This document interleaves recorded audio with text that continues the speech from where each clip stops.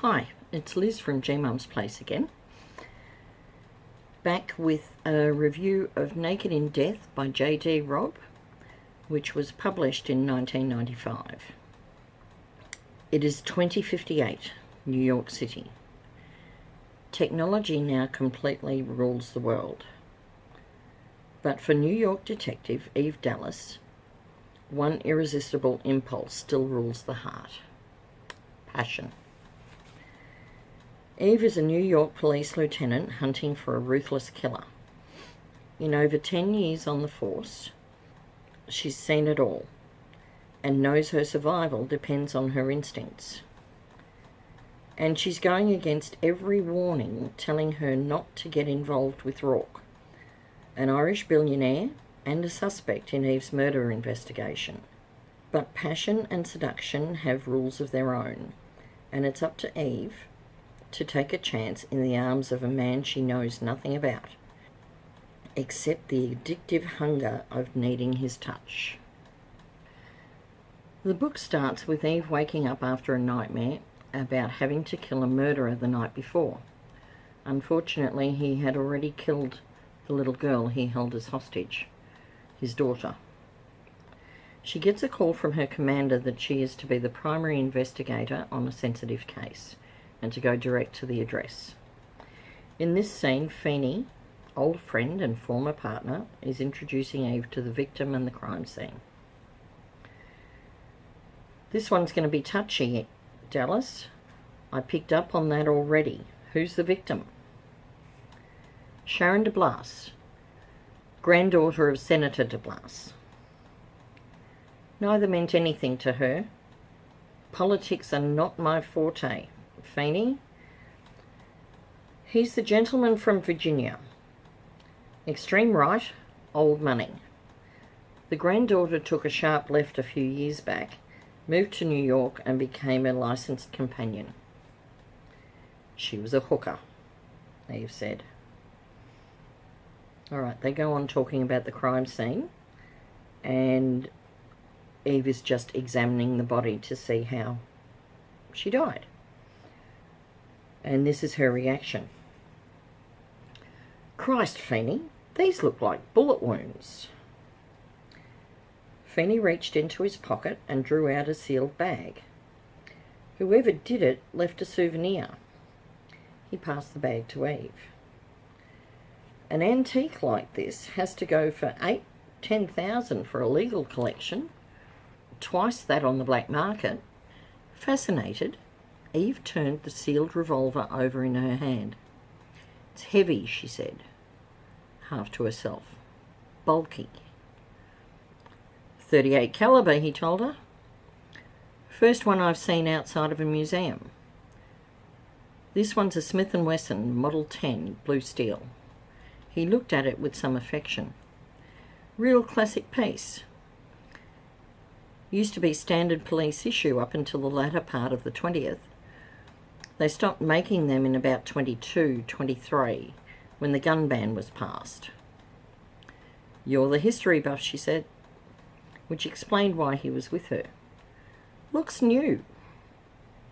She sniffed through the bag and caught the scent of oil and burning. Somebody took good care of this. Steel fired into flesh. Ugh, she mused as she passed the bag back to Feeney. Ugly way to die, and the first I've seen in my 10 years with the department. Second for me, about 15 years ago, Lower East Side party got out of hand. Guy shot 5 people with a .22 before he realised it wasn't a toy. Hell of a mess. All right, so further in the book, Eve finally meets Robb. She's seen him across a crowded room and their eyes locked, and there was electricity. But this is where she actually speaks to him for the first time. And it happens at Sharon's funeral. Robb. He stopped, and as he had at the services, turned and met her eyes. She thought she caught a flash of something in them. Anger, sorrow, impatience. Then it was gone. and they were simply cool, blue, and unfathomable. She didn't hurry as she walked to him. Something told her he was a man too used to people, women certainly, rushing toward him. So she took her time, her long, slow strides flapping her borrowed coat around her chilly legs. "I'd like to speak to you," she said. When she faced him, she took out her badge, watched him give it a brief glance before lifting his eyes back to hers. "I'm investigating Sharon de Blas's murder." "Do you make a habit of attending the funerals of murder victims, Lieutenant Dallas?" His voice was smooth, with a whisper of the charm of Ireland over it, like rich cream over warmed whiskey. "Do you make a habit of attending the funerals of women you barely know, Rock?" "I'm a friend of the family," he said simply. Like I said earlier, the book is set in 2058 in New York. Eve is a homicide detective and Rourke is a very rich man with a slightly shady background. Their banter is wonderful. Their reactions to situations are very different. Nora has done an incredible job with this series, this book in particular, considering it's her first. It's a very comfortable read, and each time I go back to the In Death series, and I started reading the series probably halfway through. The In Death series has 49 books and 11 novellas. The 48th and 49th are coming out this year. So it's a very involved series. Each of the characters are well written. They're like, whenever I read a Nora Roberts book, it's like the characters are in my room with me. And it's so very comforting going back to any Nora Roberts book. There are a couple of sex scenes, but nothing too explicit. There are a couple of swear words, but obviously if you're reading it, hopefully it will only be in your head and not out loud, depending on whether little people are around, of course. It was just a wonderful book. I give this book 5 stars, as I will any Nora Roberts book, because I've never found one that I haven't loved. If you ever get the chance to pick up a Nora Roberts book, do it. It's worth taking the time to read either a Nora Roberts or a J.D. Robb.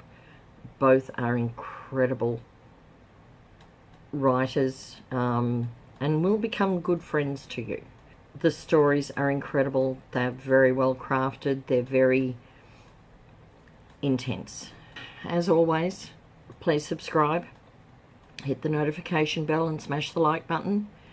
And if you've got any questions or just want to say hi, please leave a comment below. Thank you for watching today.